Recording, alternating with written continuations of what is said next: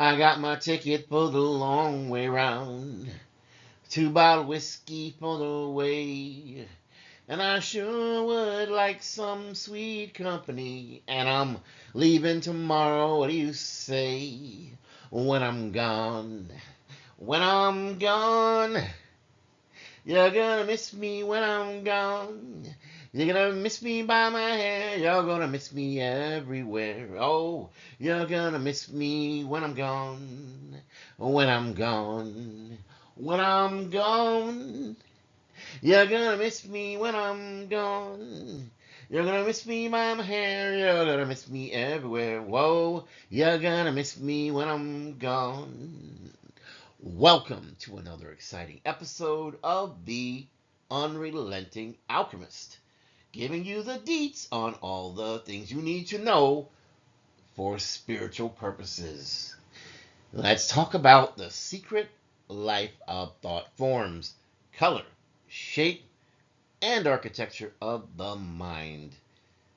Let's start off with the idea that thoughts are things. In the realm of mysticism and metaphysics, few ideas have captured esoteric philosophers and occult students more than the concept of thought forms. Popularized by Theosophists Annie Besant and C.W. Leadbeater in their seminal 1901 book, Thoughtforms, this doctrine proposes that human thoughts are not just ephemeral abstractions, but they're tangible energies that assume form, color, and even behavior in the subtle worlds beyond our physical sight. According to this view, every thought we think is not only vibrating within the private theater of our minds, but also projects a image out there, maybe even a wave, into the astral and the mental planes, each taking on a distinct form based on quality, intensity, and intention. Rooted in ancient yogic and hermetic teachings, but systematized in modern Western occultism, the theory of thought forms bridges psychology, metaphysics, art, and spirituality through the lens of clairvoyant observation. Thought forms are described as radiant, often symmetrical entities, vivid manifestations of inner states, governed by three principles. Color reflects quality, shape reflects nature, and clarity reflects the definiteness of the thought. So this video is going to aim to explore the anatomy, the symbolism, and the spiritual implications of thought forms, with special emphasis on the meanings of colors as cataloged in the Theosophical diagrams and teachings of this 1901 work. Let's talk about the anatomy of a thought form. Besant and Leadbeater describe thought forms as radiant, swiftly moving expressions of mental and emotional energy, formed by the interplay of human consciousness with the astral and the mental substance of higher bodies. In theosophical cosmology, human beings are layered entities composed of a dense physical body, an emotional or astral body, a mental body, and higher spiritual aspects such as the causal and even Buddhic bodies. It is the astral and mental bodies that are most active in the generation of these thought forms. When a thought is emitted, it stimulates a specific frequency or vibration in these subtle bodies. The astral body, rich in emotional coloration, projects these colors, while the mental body shapes and molds the thought based on its structure and intent. The resulting phenomenon is a cloud or an aura that radiates outward, temporarily detaching from the individual, though still energetically tethered. These forms can linger in a space, become attached to people or places, or even directed towards others. Hence, a loving prayer, a violent outburst, or an inspired artistic vision each generates different vibratory imprints in the psychic atmosphere. It almost kind of reminds me of how we are able to see auras using certain equipment and certain technology, which, by the way, is very expensive. I think one particular machine that does it is priced at what, $15,000. So it's very, very expensive. But there are materials out there that can help people to see beyond what we normally would see. So let's go to the three foundational principles behind thought forms. First is quality of thought, which determines color. Color is the signature of feeling. Each emotion or mental state corresponds to a specific hue visible to clairvoyance. Pure, spiritual thoughts generate soft, luminous pastels or vibrant jewel tones, while negative or base emotions can produce murky, darker shades. For example, compassion may appear as a soft rose or something even more violet in color. Anger appears as fiery red or dark crimson. Fear manifests as a grayish or muddy hue. Deep meditation can emit a silvery white or light blue color. Thus, the moral and spiritual quality of a thought can determine the chromatic essence of the resulting thought form. What about the nature of the thought itself? This determines now the structure or form. The structure of geometry of the thought form reflects the mental content. A logical or mathematical thought may generate a clear symmetrical pattern. An act of will may take the form of a projectile arrow or spear. Artistic and symbolic thoughts may generate mandalas, angelic shapes, or pulsating waves of light. The more refined the thought, the more harmonious and symmetrical the form. What about the definition, the or definiteness of the thought, right? That will determine the clearness of the outline. So, a vague, scattered thought may result in a blurry or cloudy form. A precise and concentrated thought produces a sharp, defined image. This clarity reflects a mental discipline. An adept yogi or occultist trained in meditation and visualization can create thought forms with surgical precision, while an untrained mind emits erratic or fragmented forms. Three classes of thought forms. Besant and Leadbeater identified three broad types of thought forms, each based on how the content of the thought itself relates to its external projection. The first is the self-image projection. This type occurs when a person thinks of and is really imagining themselves in a different location or a different state. For instance, imagining oneself speaking at a podium or standing at a beach generates a thought form in that image. In moments of strong longing, these self-images can even become visible apparitions to clairvoyants or sensitive individuals. What about the object image projection? In this class, the mind creates thought forms resembling material objects. An artist visualizing a painting or a novelist envisioning a scene are classic examples. These images guide creative expression and often hover near the creator during the work, acting like a mental model. Now let's talk about the abstract or the symbolic projection. The third and most common class of thought forms is one that expresses itself entirely in abstract form. Unique geometries, pulses, symbols, or even rays, based on the inner qualities of the thought itself. Most visualized emotions like love, envy, faith, and fear fall into this category.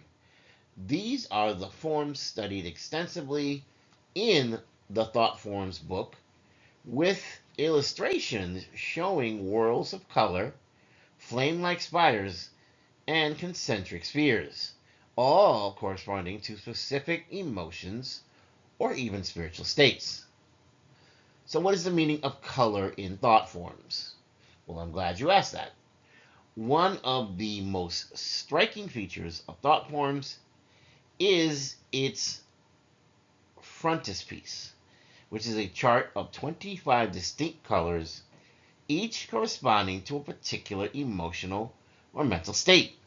These colors are not symbolic in the abstract sense, they are literal psychic radiations visible in the astral or mental planes. Below is an expanded summary of the color interpretations presented. So, first off, we have the color and then the meaning, right? So we have light blue, high spirituality; violet, spiritual aspiration or devotion, even; deep blue, religious feeling or reverence; indigo, serious and profound thought; emerald, emerald green, that is sympathy and adaptability; bright yellow is intellect, logical reasoning; golden yellow is high intelligence or wisdom; orange yellow is pride, ambition; pale rose is unselfish affection; deep red is anger, passion; crimson is love tinged with desire; dull red is sensuality based desires; muddy green is jealousy; gray green is deceit, cunning. When we get into black, we get into malice, we get into hatred, and these form a scale from the exalted spiritual states, which is light blue and violet, to destructive and base emotions, black and dark red. Notably, each emotion has a visual signature. Thus, two people praying may emit different colors depending on whether their prayer is altruistic or egocentric.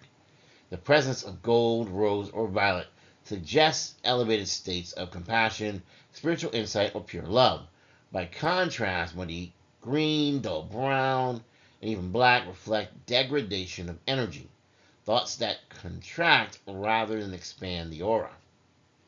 What about the artistic illustrations of thought and their forms?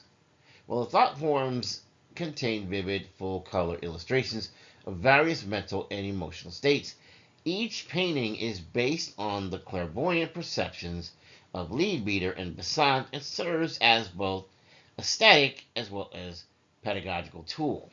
Examples include a sustained devotional thought depicted as radiant violet cone; a sudden burst of anger illustrated by jagged red spikes erupting from a murky core; a musical phrase by Gonud appearing as a delicate series of spirals and glowing ribbons. These images, they resemble psychedelic mandalas, revealing how the psychic world is full of movement, pattern, and purpose. Each image is an ecosystem of intent, emotion, and subtle geometry. So, what are the implications for personal and collective energies? If thoughts truly create forms, then human consciousness would become not merely a observer of reality, but its co-creator. Our mental and emotional emissions fill the psychic atmosphere, much like exhaust from, say, a car fills the air. It might be considered beautiful or toxic, depending on how you take the quality of the thoughts. Hence, mastering our thoughts becomes an ecological as well as a spiritual imperative. It's all interconnected. In collective settings, such as religious services, political rallies, or even concerts, thought forms can merge together to form large scale energy fields or even group egregores. And I've talked about egregores in past videos on this channel. These mass thought forms can inspire, manipulate, heal, or destroy. History is shaped not just by events, but by the individual architectures of group thought and collective imagination. Mystics assert that thought forms can also be directed deliberately, forming the basis for prayer, blessing, affirmation, and even magical workings. A well trained mind can create thought forms that uplift, protect, and heal others. Conversely, unconscious mental habits may produce thought forms of fear, gossip, or anxiety. that haunt both the sender and probably even the receiver. So, what about thought forms and modern psychology? Well, we can say this.